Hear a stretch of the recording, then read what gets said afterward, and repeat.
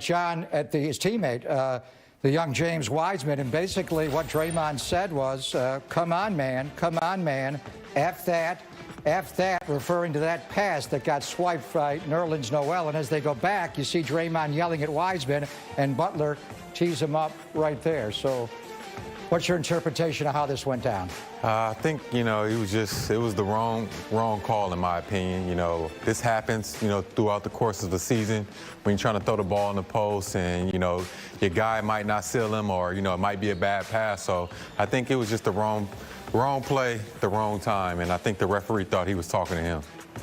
And it looked like Draymond was upset with James Wiseman for not holding off Nerlens Noel. A similar play happened with the Lakers, where Draymond tried to throw the ball to James Wiseman. He didn't catch it.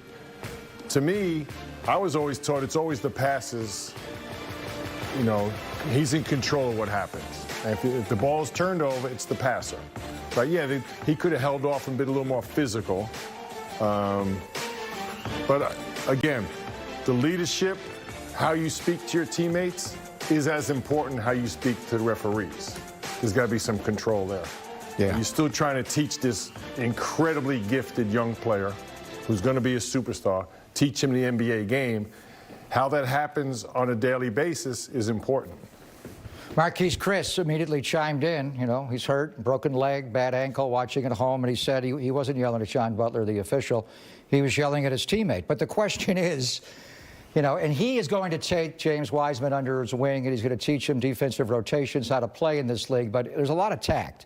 Some guys would be spicy with their teammates, maybe Kobe Bryant, maybe Michael Jordan behind closed doors. But you got a 19-year-old, very impressionable young man trying to do the right thing. And to call him out like that, and again, that's not why he got run. He should not have been run. Right. But should he be speaking to his teammates like that in an open gym with microphones around officials and not do it in the closed practice setting? It's the heat of a moment, but once again, this is a rookie. He's a 19-year-old rookie that played, 3 games before his the first 15 games, so he's learning. And a lot of things is going to be, you have to take patience. It takes patience to talk to young players. I was a 19-year-old rookie. I wasn't playing as many minutes, important minutes, as James Wiseman, but it is ways that you can, relay things to your teammates and let them know, hey, you need to do this, you need to do that. So it's different ways to express your feelings to your teammates. At halftime, Darrell and I spoke to Tim Hardaway Sr. He was similar to that. He was very outspoken, very competitive, very fiery. But there is a tact, as you said, to how you approach guys. James Wiseman seems like he's a sponge. He wants all the information, and how that's relayed is important. And everyone has their own style, right? You got to be true to your personality. Steph is very laid back. Draymond's a fiery, competitive guy.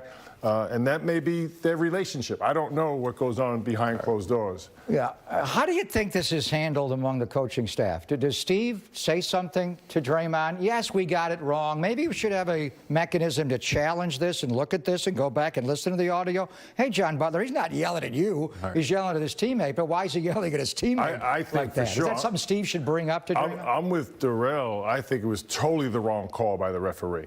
Draymond Green should not have been ejected. So I think that should be a challengeable call. And I think they could easily go, they have the audio, as you said. They go to the screen, they go to Secaucus. It was just, because we had another play where Bullock missed that layup, and it was an inadvertent whistle. That's really what it was. It was an inadvertent whistle, and they could have changed it. Yeah.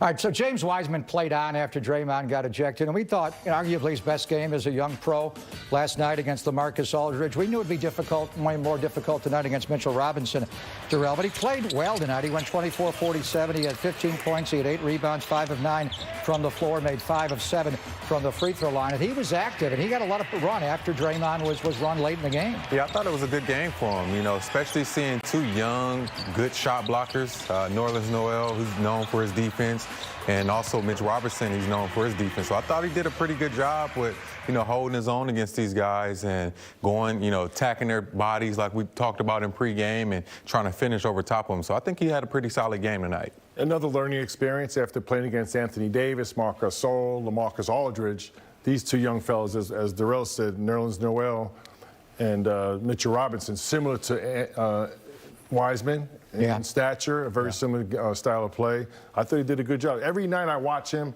I see a lot of positive. I don't really see the negatives with him. So you lose Draymond Green, and obviously your defense eroded. It wasn't good in the first quarter. It was better in the second quarter. Then in the second half, it fell apart because you don't have Draymond. But he also does so much offensively, sets the high drag, the screen for Steph. They run the offense through him. So Steph's role in the second half changed, and they had to bring Nico Mannion in right away to get in their ball handler to get Steph off the ball in the second half, minus Draymond. I really thought after it out, I thought they were going to, win this game going away in the second half because Steph was playing off the ball, as you said, Pop, moving beautifully without the basketball, screening, getting layups, hitting three-point shots, getting four-point plays. I thought it was just a matter of time. Draymond was really missed on the defensive end, but he can handle the ball and let all that stuff develop off the ball for Steph. So he was missed as much on the defensive end and on offensive end, Darrell. Definitely. I think the offense got a little stagnant once that second half started. And guys, we're just looking for Steph instead of being aggressive within the offense.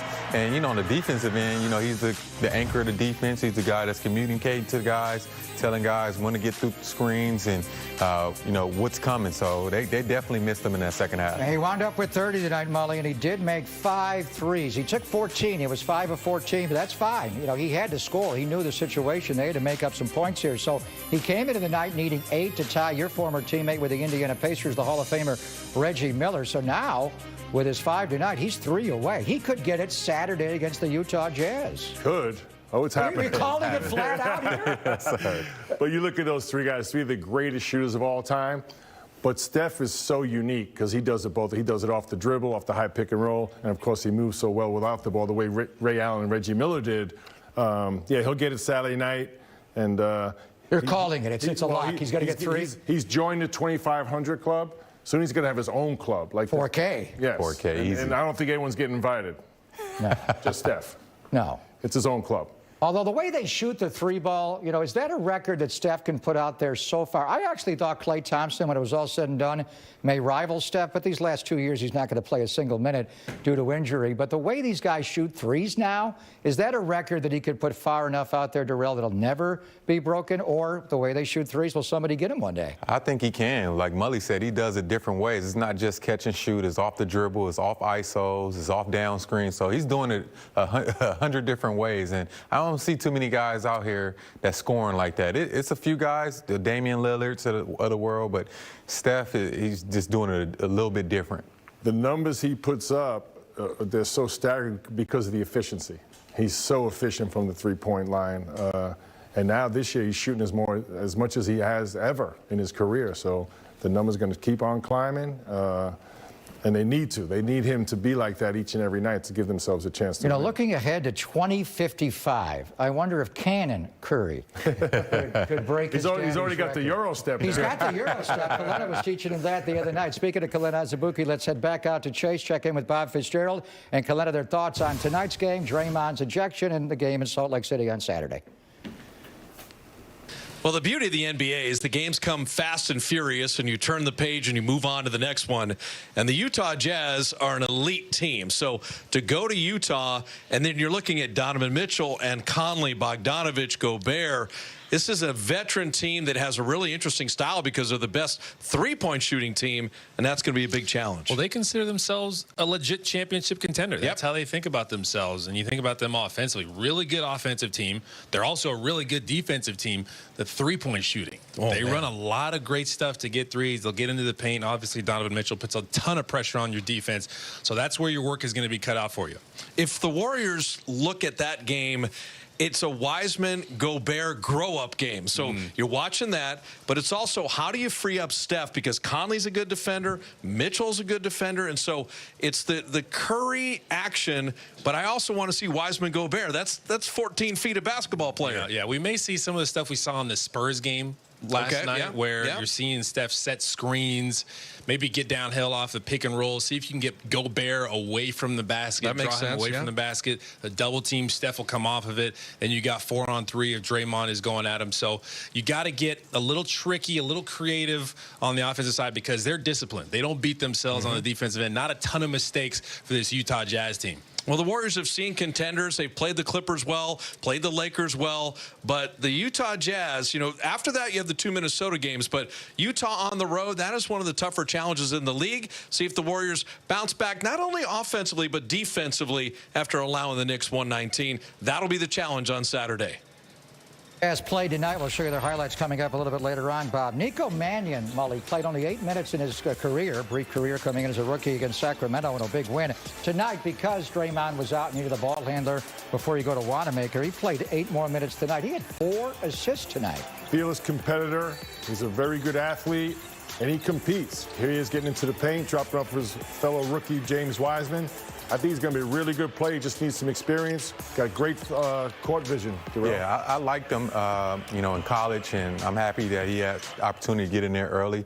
It's always good when a coach just throws you in there. You're not thinking about it, but that lets you know that Coach Kerr and that coaching staff know that he's been working and he's staying ready. So he had some good minutes, I think, tonight. All right, speaking of Coach Kerr, we are going to head back to Chase and hear from Steve. What happened with Draymond Green, obviously yelling at James Wiseman, not at the official John Butler, but Sports Bay Area. Did the referees give you an explanation for Draymond's second technical?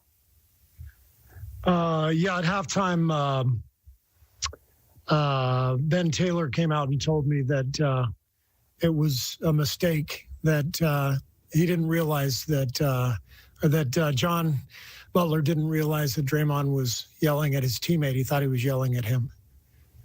Understand people make mistakes. I'm sure you'd say the same. How did it impact the rest of the game that Draymond couldn't play in the second half? Well, I mean, obviously, Draymond is, one of our best and most impactful players. So it hurt us, but we were playing very poorly to that point anyway. So I'm not going to talk about the officiating. I'm going to talk about our poor play.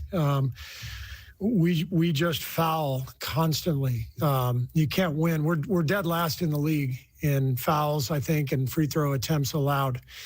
And you can't win games when you just foul. You're constantly having to bring the ball up out of the net after the team shooting free throws. You can't build any rhythm at all. We had 4 fouls in the first 55 seconds of the fourth quarter. So we are who we are, and I obviously have to do a better job.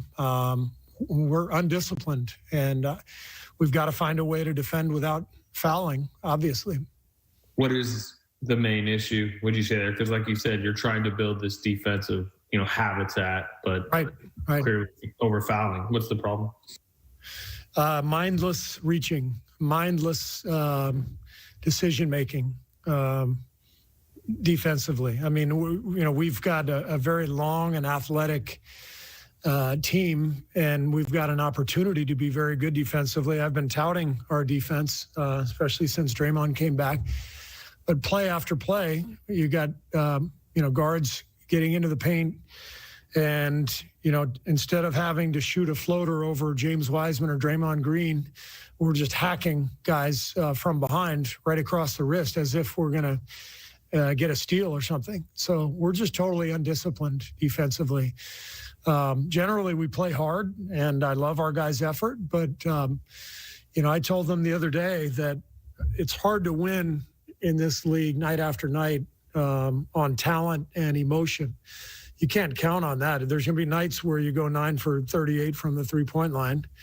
And there's going to be nights when you're tired and you're on the second night of a back-to-back and you don't have the same juice. And so the way to win those games is by executing, taking good shots, having good defensive balance, defending without fouling, rebounding, being solid. So we are not that team yet. So I'm hopeful that we can get there. But right now we are, as I said, dead last in the league in free throws allowed, fouls, rebounds. So we are not a solid team. We can be a good team, but we have a long way to go.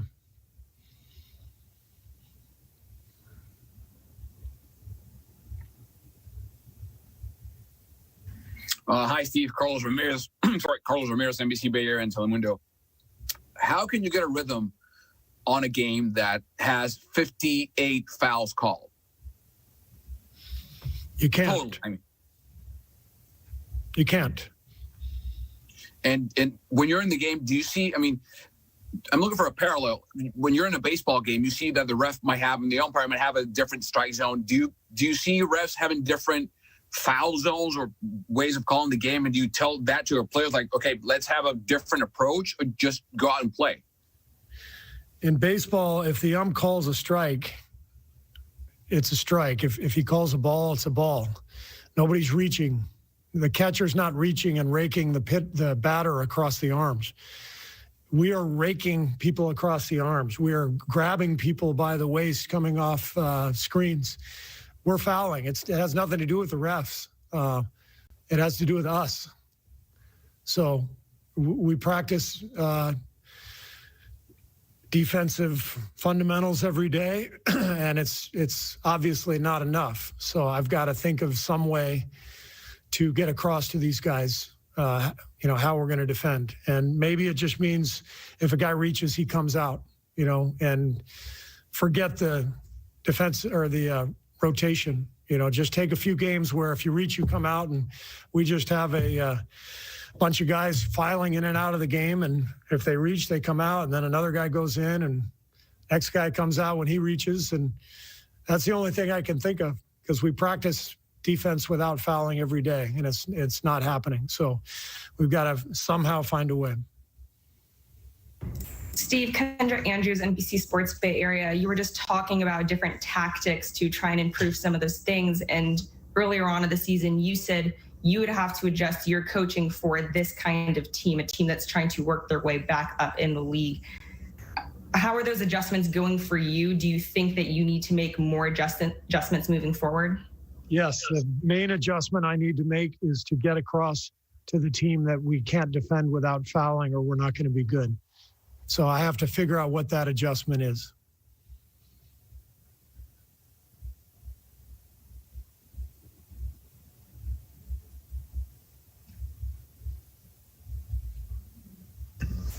Hi, Steve. When Draymond Green and Steph Curry aren't in the game, who do you look to be the catalyst of your team? Well, the reason I put Nico Mannion in the game in the third quarter, I was looking for a spark, and he's an excellent passer. And with Draymond out, obviously Steph is going to draw a lot of attention, and I wanted to put another ball handler into the game to get Steph off the ball. But Steph and Draymond are our leaders. If one of them's out, if both of them's out, it's up to the entire team to pick up the slack and help us execute. But we did not execute. We didn't turn the ball over a ton, 10 turnovers total, which is a really good number. But our shot selection, they must have felt like they blocked about 20 shots. We just kept barreling into the lane, trying to shoot over Robinson and Noel. And, our sense of drive and kicking was nowhere near where it needed to be. Greg Popovich left town after the game. No, he did not. Right? He lives here. That is the most cynical, brutally honest Steve Kerr. We've heard him be honest over the years, but he had a hard assessment. He didn't want to talk about Draymond Green getting ejected from the game. It is what it is. And if you're going to be a good defensive team, Darrell, you can't foul. He made that point repeatedly. And you've got to end the possession by clearing defensive rebounds. This team has not been a good rebounding team all year. And he was hard on his team. That's going to be a heck of a practice before they fly to Salt Lake City if they have one tomorrow. Yeah, Coach Kerr was not happy right there. And I think the thing that we've been talking about all year is defending without fouling. And they did that tonight. They defended, but they fouled every single time they were in a bad position. You can't beat anybody when you're fouling and putting guys on the free throw line. So they have to be way better in that department and, just play without fouling. I think they got defeated, too. I'm pretty sure that's why Coach Kerr was a little more upset. They were defeated every time, the body language. And they showed that on their face that, they were mad that the refs called foul. But it's a foul. Like you said, if it's a foul, it's a foul. So he's pissed, though. Yeah, coming off 2 great wins, trying to build that momentum, I think he sees a missed opportunity, right, to get into some nice rhythm, a nice short 3-game win streak. And the fouling is what did it, and he said it repeatedly, but the Knicks come in averaging 100 points a game. right? They shoot 34% from the three. Yeah, they made some threes to start the game. Reggie Bullock got off to a good start, made 3 in a row, but there's a lot of missed shots out there, and that's what the Warriors have been doing when they've won games. They've got forced turnovers, and when the team struggled to make shots, they got those rebounds, got in the open floor. There was putbacks, and offensively, like he said, if they run you off the three, you don't have to go all the way in. The Warriors, Steve likes balance. Threes, free throws. The pull-up two, an open 15-foot is a good shot. The shot that we see Eric Pasco shoot a lot. Quality shots, no matter where they come from. Decision-making offensively and defensively went out the window tonight. Yeah, and you mentioned, Mully, you know, the Knicks are not a great offensive team. They're dead last, averaging 100 points, barely over 100. Our storyline tonight would be the three-point shooting. And Julius Randle's not a great three-point shooter. He made 1, but it was Reggie Bullock, as you mentioned. And he's a classic 3-and-D guy, Darrell. Tonight, he G'd up, and he made 4 of 5 beyond the line tonight. Yeah, Reggie Bullock is a high-level three-point shooter. I'm glad to see him out there healthy now. I know he battled a few injuries. But, yeah, he looked really good out there, 4 for 5 from 3. And you could tell Julius Randle loves throwing the ball to him because it's like an automatic assist out there. That skip pass, he was doing it all night in the second half. Yeah, just finding the defense sleep, and I think he did a good job of finding him. And like I said, he's a high-level shooter. You got to give the Knicks a lot of credit. They imposed their will on the game, right? They played physical defense, and their offense came around. Yeah, they got a 40-point quarter. I think a lot had to do with being into the bonus real early in that first quarter. But they put up 119, and they played defense the entire night. That was our storyline. How many points would the New York Knicks score? They averaged dead last in the NBA at 100.6, so we set it at 105. And you're an offensive guy. You went way over. I think this is also, you know, it's not so much who you play, it's when you play them. The Knicks are playing well this week. They were 5-8 to start the year with a 5-game losing streak, but they beat Boston by 30 on Sunday. Came back the next day, beat Orlando in a typical grimy Knick game, and the night they played a terrific game to start the road trip. I think they've played a lot like the Warriors have, with a sense of urgency. They're trying to fight for each and every win that they can get to try and get into the playoffs.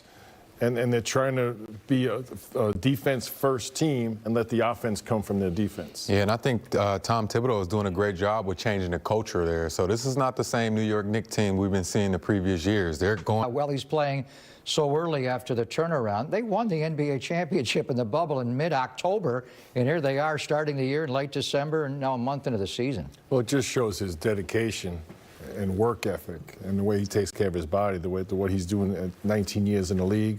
And I think the mentality, what Anthony Davis just said there, we don't want to lose 2 in a row. So they learned from the loss against the Warriors, went on the road, and beat one of the favorites in the East, the Milwaukee Bucks. And good teams, they expect to win games that they mark on the calendar, say we should win this game. So I'm pretty sure the way they lost it to really hurt. You know, the Warriors coming back and how they did it on their home court, that definitely didn't feel good. So, yeah, the Bucks had one coming for them. It's funny, just as it was the Warriors' best win of the year, from the Lakers' standpoint, it was one of the worst losses of the year. Yeah. And they went and fixed it tonight. All right, we're going to have a little fun. On Warriors pregame live, we got a chance. You champion as a young Warrior, played on the We Believe Warriors for 7 years in the NBA, played 14 years in the league, and he looks so youthful, had his 40th birthday yesterday. So we chatted him up on Warriors pregame live, and let's pick it up with a question from Darrell Wright to Jay Rich. Jay Rich, I know the Warrior fans would love to know, what was your favorite all-time dunk wearing a Warriors uniform? Ooh.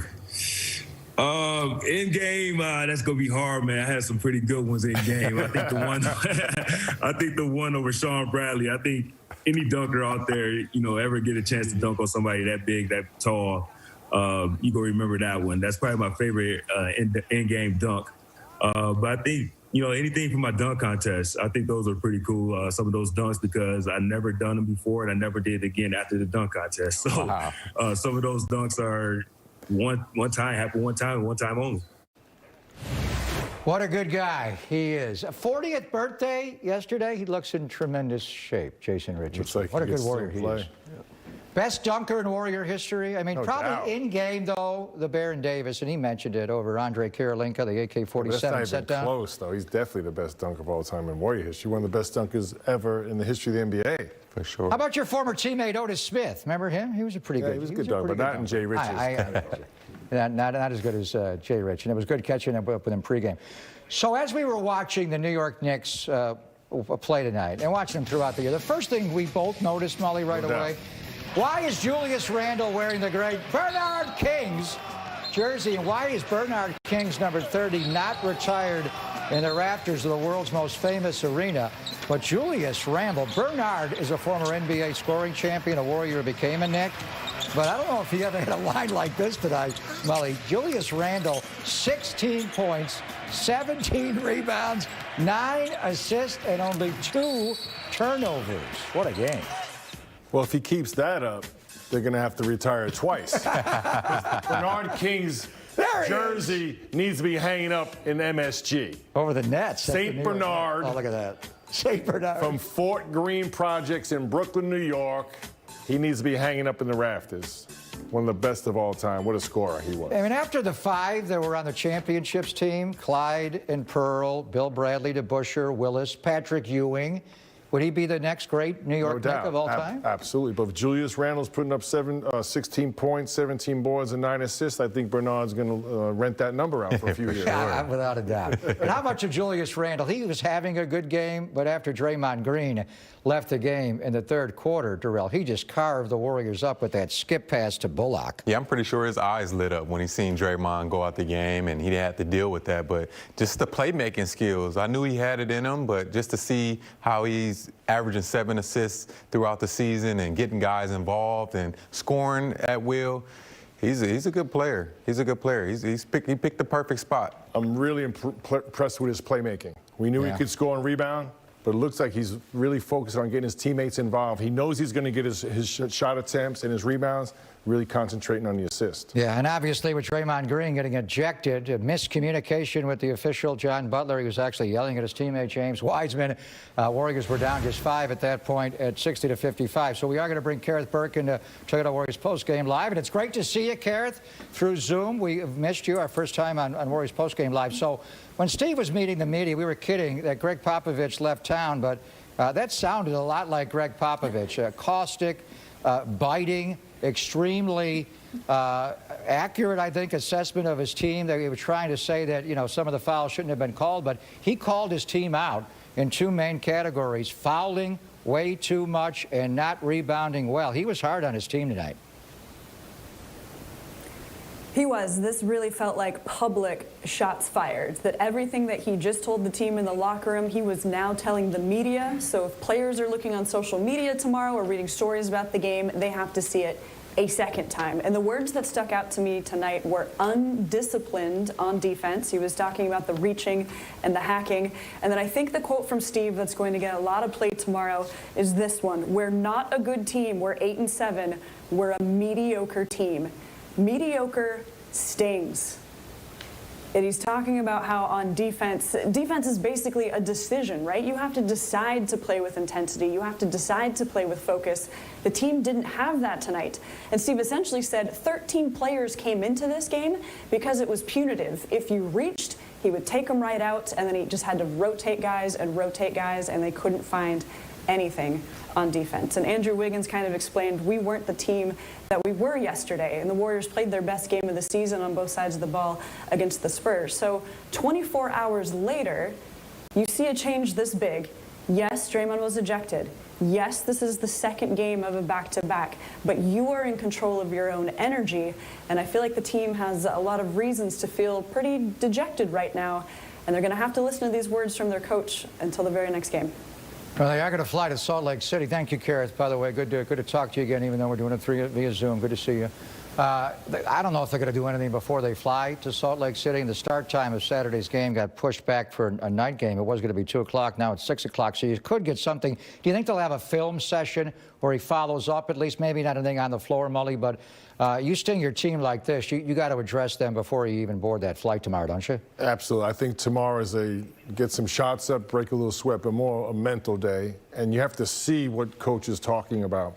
And a lot of times players think they're doing one thing and they're doing another. So you need to see it, be accountable for it, and most importantly, change it for the game Saturday in Utah. And I think he's doing the reverse psychology again, just making sure these guys aren't getting comfortable. Yeah, you guys just come off 2 good wins, but we're not that team to be able to spot teams' points and have the same firepower to erase a 15-point lead in 1 quarter. So he has to keep these guys honest and keep them, humble and hungry to work and get better. So I like the approach to the team. I don't know what the headline's going to be tomorrow. Kerr rips Warriors or Draymond gets ejected, not for yelling at the official, but yelling at James Wiseman. And we didn't took the audio up, but it was, come on, man, F that, F that. So it was a very interesting exchange between Draymond and the rookie. Let's hear from James Wiseman. We get reaction right now. What's going on, Go Examiner? Can you kind of describe, from your perspective, what happened on Draymond's second technical that resulted in his ejection? Yeah, CJ, really just because I was trying to get a post up, but he threw it too early. And just one of those moments to where, he was catch the ball or something like that. But, yeah, that's all really. I don't understand that situation and, why the ref did that. But, I guess that's basketball, but I don't really know. I was confused myself as well. So, it's not a big deal at all. Hi, James. Janie McCauley from AP. Steve said they did acknowledge their mistake at halftime. You're still without Draymond for the rest of the game, but does it show it's a human game sometimes? And he thought that Draymond was yelling at him. Yes, Jenny. Really just the same thing that happens in game basketball. We just communicate. The chemistry was there. I kind of messed up on the play, and we was kind of out of sync, me and Draymond was, and just how mistakes happen. And then I don't know why the ref did that though. He thought that he was probably talking to one of the other teammates, but he was talking to me. But I don't know. I'm confused myself. Yeah, that was kind of weird. That was a weird moment, to be honest. Steve seemed pretty upset with what he described as a lack of discipline defensively, particularly reaching in and not attacking guys going straight up, but more reaching into the ball. How do you think you guys can fix some of those issues and kind of get back to a disciplined nature?